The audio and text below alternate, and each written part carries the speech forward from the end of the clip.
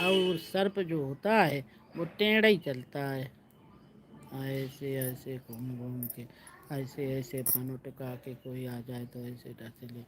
लेकिन अपने घर में जब घुसता है तो वो सीधा घुसता है, सीधा। सतर टेढ़ा मेढ़ा होगा तो अपने बिल में, अपने घर में नहीं घुस पाएगा। ये कहानी मनुष्यों के ऊपर निर्भर है।